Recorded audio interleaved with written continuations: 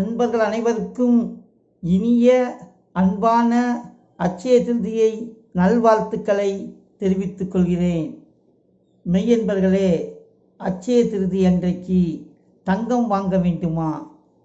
தங்கம் வாங்குங்கள், ஆனால் கடன் வாங்கி தங்கம் வாங்காதீர்கள். கடன் வாங்கி தங்கம் வாங்கினீர்கள் என்று சொன்னால் உங்களிடம் கடன்தான் பெருகுமே தவிர தங்கம் பெருகாது. மெய்யன்பர்களே, அட்சய திருதியை என்றால் என்ன, அது அந்த வழிபாட்டு முறை எப்படி வந்தது என்பதை அறிந்து கொள்வதற்கு முன்னால் ராணிப்பால முருகன் யூடியூப் சேனலை சப்ஸ்கிரைப் பண்ணுங்க, பெல் பட்டனை அமுக்குங்க. அன்பர்களே, அட்சயம் என்று சொன்னால் ஒன்று பலவாக பெருகக்கூடியது, எடுக்க எடுக்க குறையாதது, அதுதான் அட்சயம் என்று சொல்லுவார்கள்.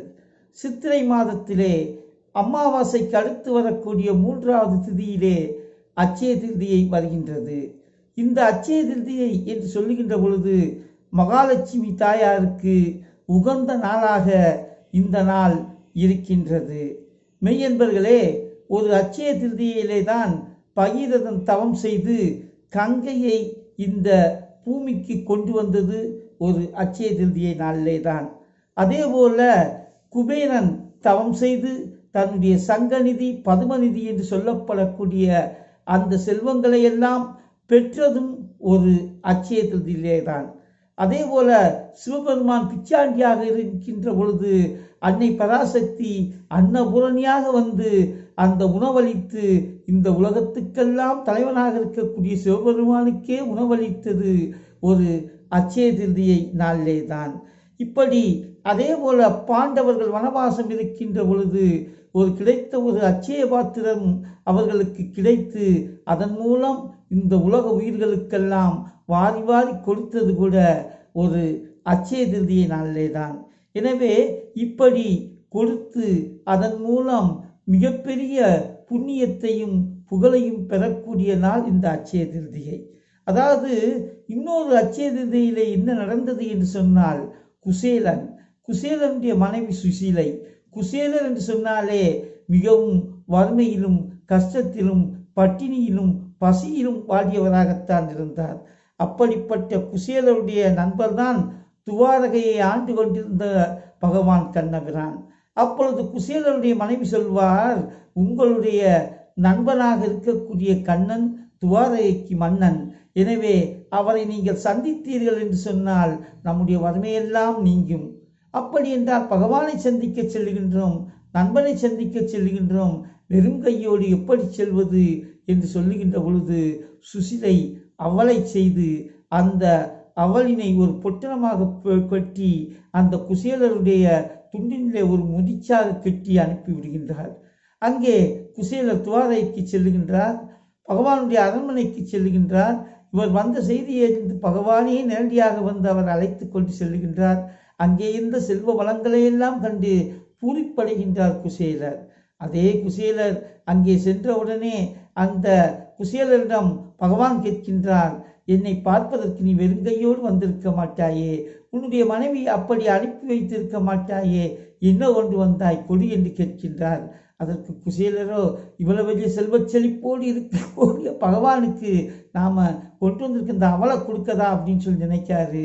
அப்படி நினைக்கின்ற பொழுது பகவான் அந்த அவளினை எடுத்து ஒரு வாய் போடுகின்றார்.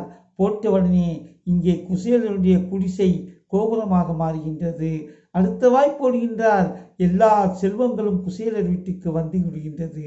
3வது வாயினை எடுக்கின்ற பொழுது அந்த பாமா ருக்மணி என்று சொல்லப்படக்கூடிய அந்த இரு சக்திகளும் தடுத்து விடுகின்றன. எனவே பகவானுக்கு குசேலர் அவளை கொடுத்தார், செல்வத்தை பெற்றார். அதே போலதான் ஒரு அட்சய திருதியிலே தான் ஆதிசங்கரர் அங்கே ஒரு ஆசிரம மாணவனாக இருந்து ஒரு வீட்டிலே போய் பிச்சை கேட்கின்றார். அந்த வீட்டில் இருக்கக்கூடிய பெண்ணால் இவருக்கு எதுவுமே கொடுக்க முடியவில்லை என்று வருந்துகின்றார். வருந்திய அவர் உடனே என்றோ வாங்கிய நெல்லிக்கனி ஒன்று இருந்தது. அந்த நெல்லிக்கனி இதுதான் இன்றைக்கு உங்களுக்கு என்னால் தர முடியும் என்று அழுது கொண்டே தருகின்றார். அப்படி தருகின்ற பொழுது, அதாவது வறுமையிலும் தனக்கு கொடுக்கின்றாலே இவருடைய வறுமை நீங்க வேண்டும் என்பதற்காக ஆதிசங்கரர் கனகதாரா ஸ்தோத்திரம் என்று சொல்லப்படக்கூடிய அந்த பொன்மலையை பாடுகின்றார். அந்த பொன்மலையை பாடிய உடனே, அந்த கனகதாரா சோத்திரத்தை பாடிய உடனே அந்த நம்முடைய அந்த பெண்மணியுடைய வீட்டினிலே அவள் கொடுத்த ஒரு நெல்லிக்காய் பல தங்க நெல்லிக்கனிகளாக கிடைத்தது என்று சொல்லுவார்கள். இது ஆதிசங்கரர் வாழ்க்கையிலே நடந்தது. எனவே இப்படியெல்லாம் அட்சய திருதியை நாளிலே பிறருக்கு கொடுப்பதன் மூலம் நமக்கு செல்வம் பெருகும். நீங்கள் தங்கம் வாங்கினீர்கள் என்று சொன்னால் அதை ஒரு ஏழை பெண்ணுடைய திருமணத்துக்கு முடிந்தளவு உதவுங்கள். அதே போல இந்த அட்சய திருதியை திருநாளிலே தங்கம் வாங்குவதால் மட்டும் நமக்கு செல்வம் பெருகாது. ஒரு ஏழைக்கு வயிறார உணவு கொடுங்கள். அதுவே அந்த மகாலட்சுமி தாய்க்கு பிடித்ததாக இருந்து உங்கள் வாழ்க்கையிலே எல்லா செல்வங்களையும் தரும்.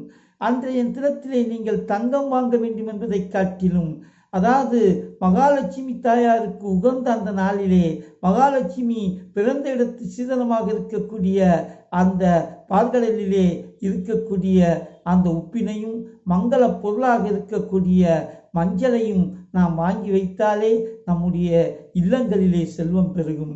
எனவே அட்சய திருதியை நாளிலே தங்கம் வாங்க வேண்டும் என்கின்ற ஒரு செயல்பாடு எப்படியோ சில ஆண்டுகளாக பரவிவிட்டது. எனவே நம்முடைய அன்பர்கள், மெய்யன்பர்கள் பிறருக்கு உதவி, அதன் மூலம் நம்முடைய வாழ்க்கையிலே எல்லா செல்வங்களையும் பெற்று பெருவாழ்வு வாழ வேண்டும் என்று இந்த அட்சய திருதியை நாளிலே அன்பர்களை வேண்டி வணங்கி விடைபெறுகின்றேன். நன்றி, வணக்கம்.